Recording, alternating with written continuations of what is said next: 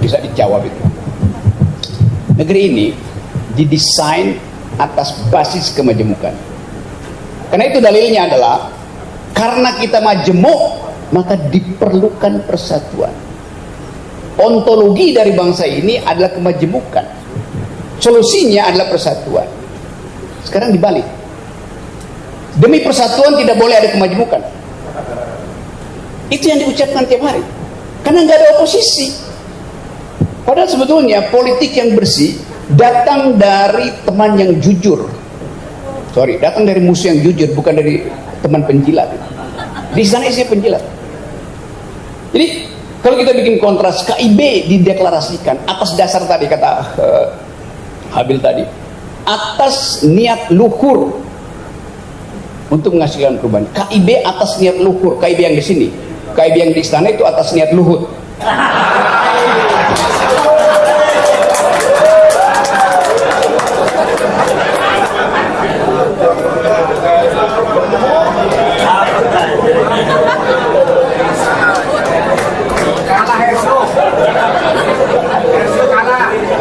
Jangan diedit ucapan gue. Karena orang bilang Rocky Gerung sama Luhut bahwa iya. Kenapa nggak beroposisi pada Luhut? Ngapain saya beroposisi pada petugas? Saya beroposisi pada Jokowi. Ngapain beroposisi pada menteri? Wong menteri kacungnya presiden kok. Masa beroposisi pada kacung itu? Dasarnya begitu kan? Presiden Jokowi yang bilang tidak ada keputusan kebijakan menteri, yang ada keputusan kebijakan presiden. Jadi Luhut dapat 30 jabatan itu karena keinginan presiden, gampang aja. Jadi ngapain marahin Luhut? Ya marahin presiden dong. Kan dealnya di situ. Oke, saya balik lagi tadi bahwa bangsa ini pernah dihidupkan dengan aura wangi demokrasi itu.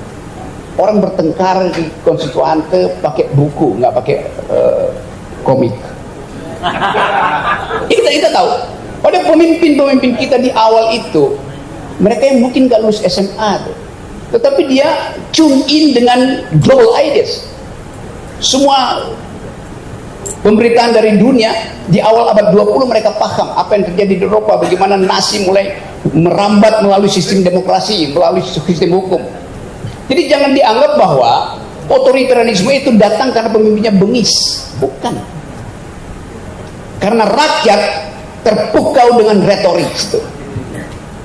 Itu yang pertama diucapkan oleh Hannah Arendt, filsuf yang lari dari Jerman pindah ke Amerika. Dia tulis buku Thinking in the Dark Age, berpikir bahkan di dalam era kegelapan. Kita dalam era kegelapan, ditutup percakapan publik. Semua talk show ILC itu dihalangi itu. Rocky Gerung nggak boleh bicara di situ. Jadi apa yang terjadi di sini? Sementara presiden bilang kita nggak melarang siapa-siapa. Oh iya, tetapi kekuasaan yang merambat perlahan melalui relasi-relasi bisnis itu menghalangi demokrasi. Nah, kita merubah itu supaya kita pastikan bahwa ada wangi baru di dalam republik ini. Wangi di sini adalah wangi yang busnya samar-samar. Wangi itu disebut wangi kalau dia samar-samar. Kalau dia terang-terangan itu artinya yang pakai parfum itu norak. Dia mau bius kita dengan kalau saya bertemu dengan perempuan samar-samar wanginya ada, saya tahu dia bermutu. Karena dia tahu cara menyemprotkan parfum. Saya terangkan sedikit ilmu parfum itu. Kalau Anda punya parfum itu di dalam parfum ada butiran alkohol. Fungsi alkohol adalah mengantarkan butiran parfum itu tiba di epidermis kulit itu. Karena itu mesti dari jarak, supaya alkoholnya menguap sebelum dia parfum itu tiba di kulit.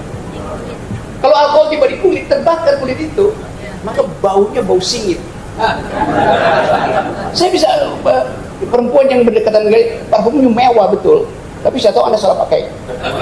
Karena Anda semprotkan langsung, karena nggak mau rugi. Padahal justru merugikan estetika itu.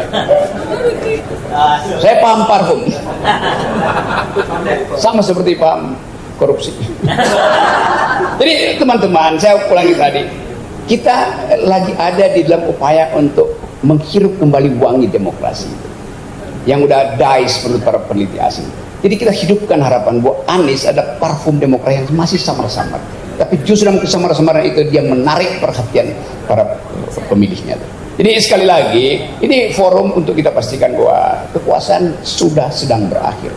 The beginning of the end. Dan kita ingin pastikan bahwa kalau terjadi kecelakaan, tuntutan kita pertama, Anies mau nggak memimpin perjuangan politik di luar sistem elektoral. Di situ ujian utamanya. Di luar sistem elektoral.